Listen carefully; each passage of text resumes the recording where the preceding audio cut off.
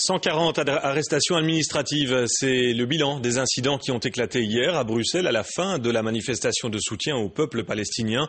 15 voitures endommagées, des bris de vitres par dizaines. Aujourd'hui, il fallait réparer ces dégâts. Emmanuel Dupont. Derrière les vitrines brisées, des employés semblent avoir repris le travail presque normalement ce matin. C'est ici, le long du boulevard Albert II, dans le centre-ville, que les dégâts les plus importants ont été commis. Dans la bibliothèque administrative du gouvernement flamand, on retrouve encore sur le sol des pavés et quelques pas plus loin, des restes d'un début d'incendie. Heureusement, la police est intervenue directement et le feu n'a pas eu le temps de s'étendre. La police bruxelloise a procédé à 140 arrestations administratives et 3 judiciaires. 3 jeunes, identifiés comme étant les auteurs présumés de dégradation et de rébellion. D'autres individus pourraient bien être mis à la disposition du parquet dans les prochains jours, après l'analyse des images des caméras de surveillance. Nous avons des images vidéo par les caméras de surveillance, mais aussi par les équipes de police qui ont filmé. Et là, nous avons des images de casseurs en flagrant délit. Nous allons les identifier et à ce moment-là, nous allons pouvoir les poursuivre. Des casseurs, c'est bien de cela dont il s'agit. À côté des vitres qui ont volé en éclats, 15 véhicules, selon la police, ont été endommagés. Les organisateurs de la manifestation déplorent ce matin les dégâts occasionnés par ceux qu'ils qualifient de groupes isolés. L'écrasante majorité, ils étaient dignes dans la manifestation jusqu'au bout. Et ce qui est apparu à la fin, ce sont des groupes qu'on voit un peu partout dans les événements de foule, qui apparaissent et qui disparaissent avec des cagoules qui commencent à casser. Je pense personnellement que ce sont des phénomènes de bande de ville. Et en réaction au débordement, la composante de la communauté arabe de Belgique a décidé de renoncer au rassemblement quotidien qu'elle organise devant la Bourse. Elle envisage toutefois une nouvelle manifestation samedi dans le quartier européen. L'offensive israélienne sur la bande de Gaza en est à son 17e jour. On dénombre déjà 900 victimes côté palestinien. Au moins la moitié seraient des civils. Loïc Parmentier. Il y a des jours qui se ressemblent. À Gaza, c'est un long défilé de blessés. Attention, bilan humain difficile à entendre. 917 morts et parmi eux 277 enfants. Bilan du chef de service des urgences sur le territoire palestinien. Israël comptabilise pour sa part 13 morts, dont 10 militaires. On ne comptera plus également les dégâts matériels. La bande de Gaza est bombardée nuit et jour. Et justement, le jour se lève sur cette 17e journée de guerre entre Israël et le Hamas. Le jour se lève et les populations civiles se demandent comment vivre au milieu des bombes.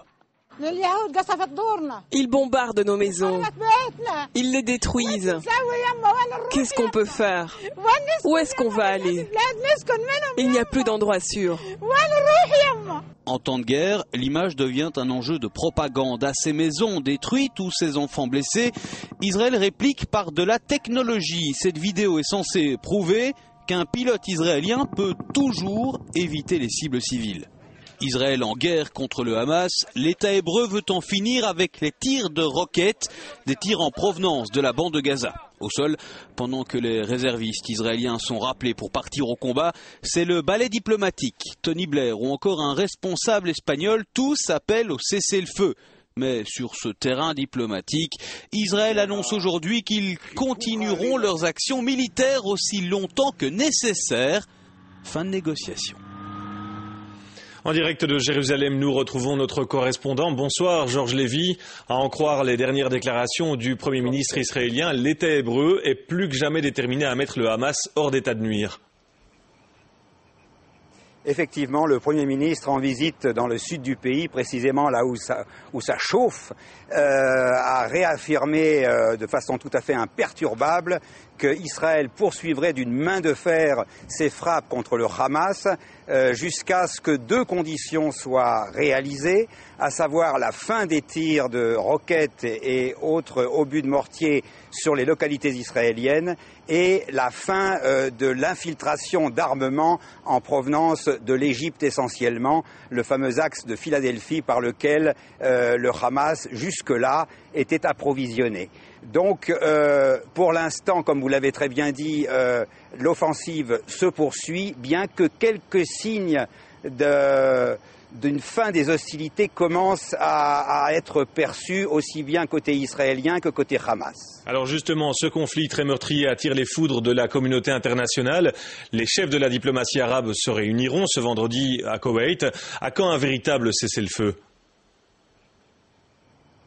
Eh bien, écoutez, je voudrais d'abord dire un mot sur la colère, comme vous avez dit, de la communauté internationale, qui est très mal perçue ici par l'homme de la rue en Israël, qui ne comprend pas pourquoi cette communauté internationale ne comprend pas la problématique d'Israël, qui pendant de longs mois s'est abstenu de tirer sur la bande de Gaza et qui protège ses propres enfants contre ces tirs. C'est la raison pour laquelle les victimes sont relativement peu nombreuses côté israélien, alors que du côté du Hamas, on le souligne, les enfants non seulement ne sont pas mis aux abris, mais sont mis en avant. C'est une des raisons pour lesquelles ils ont énormément de victimes, alors qu'Israël, Tsahal, selon l'armée, fait l'impossible pour éviter au maximum ce qu'on appelle les victimes collatérales, c'est-à-dire les victimes civiles qui ne sont pas visées a priori.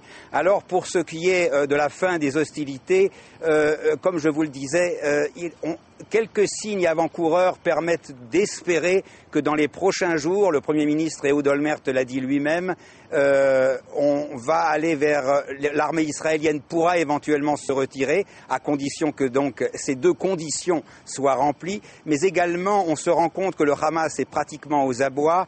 Il est en négociation actuellement avec l'Égypte.